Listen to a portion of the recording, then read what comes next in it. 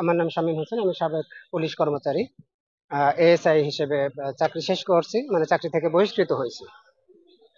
আমি গোপালগঞ্জে যে ঘটনার কথাটা আপনারা জানেন, এবং ধোঁয়াশার কথা বললেন, গুজবের কথা বললেন। আসলে ধোঁয়াশা, গুজব সবকিছু ছড়াই এখন আপনাদের সামনে কথা বলতে পারতেছি।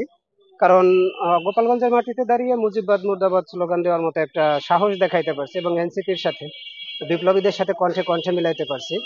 এটার জন্য আমি আসলে নিজেকে খুব গর্ববোধ মনে করি। আর ওদিনে ওখানে যাওয়ার যে বিষয়টা ছিল, যে আসলে এনসিপির উপর একদম আহ প্রাণনাশের যে হুমকিটা ছিল, বড় মাপের হামলা হওয়ার যে সম্ভাবনাটা ছিল, পুলিশের ওখানে একটু উদাসীনতা ছিল। আমার ওখানে কোনো দায়িত্ব ছিল না, যেহেতু আমি চাকরিতে নাই, আমার আসলে ওখানে কোনো দায়িত্ব ছিল না। আমি আসলে তাদেরকে একটু সেভ করার জন্য, আর তাদের যারা তাদের উপর হামলা করতে চাচ্ছিল, হামলাটাকে একটু নিঃসাত করার জন্য, পরিকল্পনাটাকে একটু ব্যর্থ করার জন্য মূলত ওখানে যাই। পরে যে গুজবগুলো ছড়ায়, আসলে আমি এখন আপনাদের সাথে যে কথাগুলো বলতেছি, আপনারা এগুলো দেশের মানুষের কাছে একটু শুধু জানাই দেন যে আমি রয়ের এজেন্ট না, আমি বাংলাদেশেরই সন্তান। আর আমি আসলে কোনো শুটার না। যদি কোনো শুটার হতাম, যদি আমি একটা ঢিলও ছুড়তাম, তো ওখানে বাংলাদেশের আসলে প্রথম সারির গণমাধ্যম, আপনারা যারা গণমাধ্যম ছিলেন, তাদের একটা ক্যামেরায় তো মিনিমাম একটু ধরা পড়তো। সেনাবাহিনী যখন প্রোটেক্টে চলে আসে এনসিপি কে, আমি তখন ঘটনাস্থল ছেড়ে চলে যাই, এবং আমাকে জানানো হয় যে আমাকে জানে মেরে ফেলানো হবে। আওয়ামী লীগের একজন ভাই আমাকে ফোন দিয়ে জানায়, এবং আমি চেষ্টা করি যে আসলে নিরাপদ একটা স্থানে যে আমি যেন দেশের মানুষের ভুলটা ভাঙতে পারি। আচ্ছা, আপনি সেখানে যে গিয়েছিলেন, সেখানে কি কেউ আপনাকে নিয়ে গিয়েছিল বা এমন কিছু? আসলে আবেগ নিয়ে গেছিল। আমি তো আসলে আওয়ামী লীগের আমলেই 2020 সালে চাকরিচ্যুত হই, জেল খাটি, এবং 2 বছর পুলিশ লাইনে বন্দী করে রাখা হয়। যথেষ্ট শারীরিক এবং মানসিক ভাবে নির্যাতন করা হয়।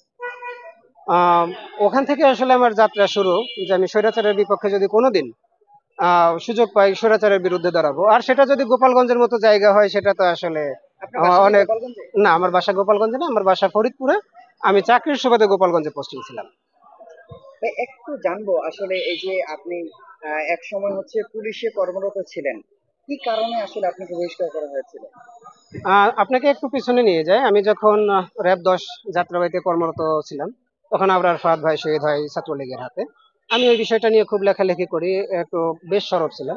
এই বিষয়টা বেনজির স্যারের নজরে চলে আসে, এবং আমাকে সাথে সাথে র্যাব থেকে বের করে গোপালগঞ্জ নিয়ে যাওয়া হয়। গোপালগঞ্জ থেকে কোটালীপাড়া, যেটা সাবেক অবৈধ প্রধানমন্ত্রীর নির্বাচনী এলাকা, ওখানে নিয়ে যাওয়া হয়।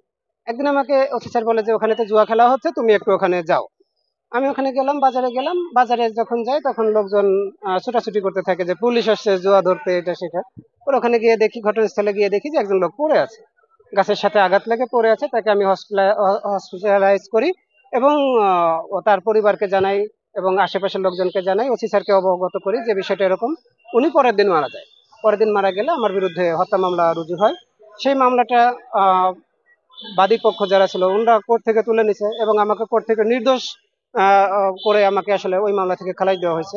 কিন্তু আসলে শেষ রক্ষা হয় নাই আমার।